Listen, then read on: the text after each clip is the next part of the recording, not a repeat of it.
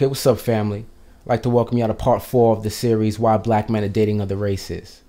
Now, in the previous episodes, we've discussed attitude, listening, the ability to tear a black man down, and lastly, the financial factor. Oh, you gon' Gucci a bitch, nigga. You gon' Gucci a bitch.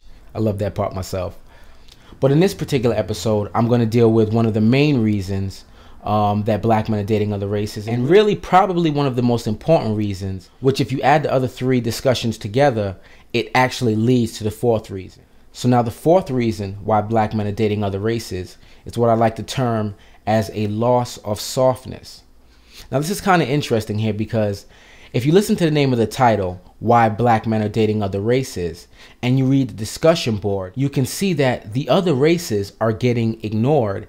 And a lot of the comments that are being typed are focusing on white women. And the series wasn't to discuss black or white, but the comments alone can show the pain that a lot of black women are feeling from black men dating white women in particular. What that has led me to do is really, in this episode, speak about the loss of softness and break down really one of the main differences between black and white women. Now, when I speak about a loss of softness, what I'm speaking about in essence is a loss of cunning. Now, for anybody who understands the natural dynamics of both men and women, you understand the argument that men are dogs and women are cats. The difference between a cat and a dog is, you know, when you walk into a house, you always know a dog is there. And now the difference with a cat is when you walk into that same house, it may take just a little bit longer to notice that the cat is there, depending on what said cat is up to. So now, the one thing that a lot of black men have experienced with black women, and of course, not all, is that loss of softness. And a lot of it may be justified, you know, from how black men are treating black women and to, you know, the general pressures of society that we all face as black people. But as men, the reality is what we always count on in our women is to always be soft and pink. And when I say soft and pink, what I mean is that, you know, after we come home after a long day and we in the grind and, you know, we doing whatever needs to be done, when you come home to, you know, your beautiful black queen, you don't want to come home to the attitude. You don't want to come home to the mouth. You don't want to come home to that ferociousness. Now, let's focus this for a moment on white women versus black women. Now, at the end of the day, my experience of dating a white woman is 0. Never dated one. Have I slept with a few? Of course I have.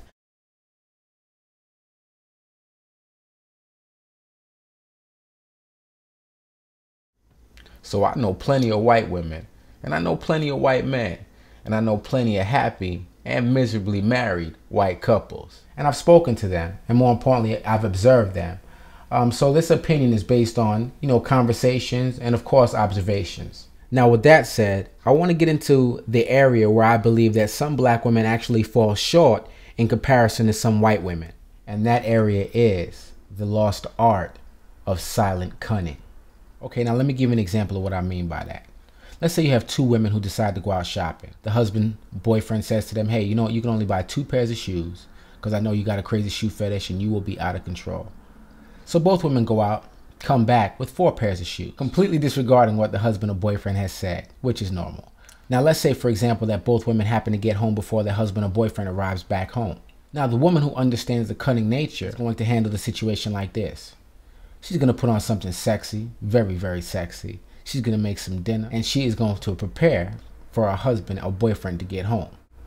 And she will smooth over the introduction of the extra pair of shoes. The not so smart woman is going to come home, do nothing of the above, and lay all 4 shoes out there. So now when the husband or boyfriend comes home, he's going to say, hey, I thought I only told you to buy 2. And she's going to return, going to say, well, listen, you can't tell me what to do. I can do what I want with my money. I can do what I want with this. And you don't own me. You're not my daddy. You da-da-da-da-da-da-da-da. That woman has no cunning. But more importantly, that woman will end up single.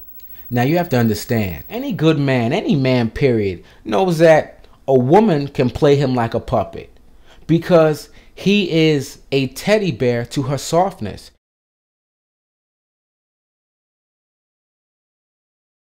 He wants to be soft. As a man, you spend all your day out in the war grinding.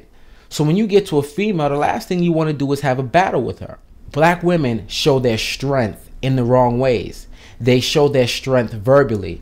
And as a man don't got no time for no pissing contest. You know, at the end of the day, no matter what, your dick ain't bigger than mine. So when we converse, why are we having a conversation based on your tone that would lead me to believe that you and I are measuring inches? Now, for all the women that watch this, when I say this, I mean no offense. So I need you to listen clearly. When we fuck, there is a reason why I stand and you do not. Okay, now my mama says I'm always a little bit rough, so let me soften that for y'all. There is a reason, unbeknownst to me, that on your wedding day, you are given away by a man to another man. Now, reading some of the comments, the one thing that I've actually gathered, you know, and I think that some of us know to a certain extent, is that a white woman will rock with you, and then when it's time to go, she'll stab you in the back a lot harsher, and most of the times you may not even see it coming. But you have to understand and you have to respect that there's a lot of skill that goes in that. But to better phrase that, there's a lot of there's a lot of cunningness that goes into that.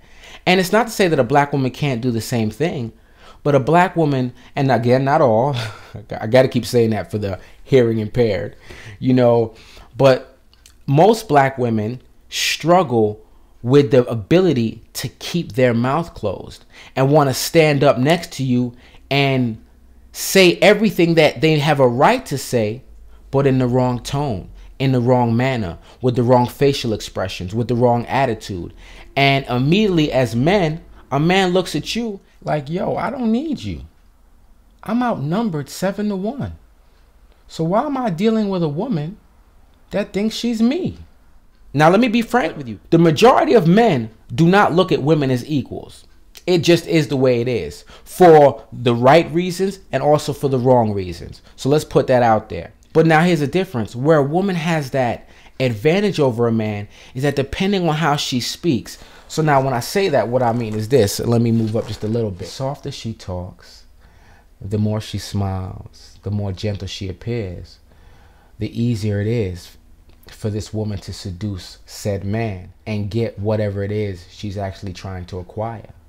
But when you speak to a man with, well, you know what, this is me, and you know what, I got a right to do whatever I want, we immediately shut that down, because we as men, we have that dominant factor over women, right, wrong, or indifferently. And at the end of the day, the genius woman is able to accept and manipulate to her benefit the difference in equality between a man and a woman and still thrive, which ultimately automatically transitions her into the superior being, all by taking her time and being gentle. And for the most part, you have a lot of black women that struggle with being gentle because of those anger issues, and anger issues that, again, may be justified to have, but ultimately defeat the purpose in you keeping your man and keeping him happy. Okay, now that actually wraps up part 4, which is the loss of softness episode. And actually, for this one in particular, I would like to see all the women comment on this video and even video respond if you so choose, because I would like to hear the black female's perspective on that loss of softness and really read your opinions. Now, there's one more video coming, and after that, it will be the author's perspective video, where I'll give you my personal opinion on the series and kind of bring everything to a conclusion and a close. But for now, I do want you guys to comment. And also, for the men watching, if any of you guys feel like I've missed a reason why black men are dating other races, then please send them in to me as soon as possible. That way I can add it to the series and maybe extend it an episode if need be. All right, again, thanks for watching, y'all, and I'll see you guys again in part 5. One love.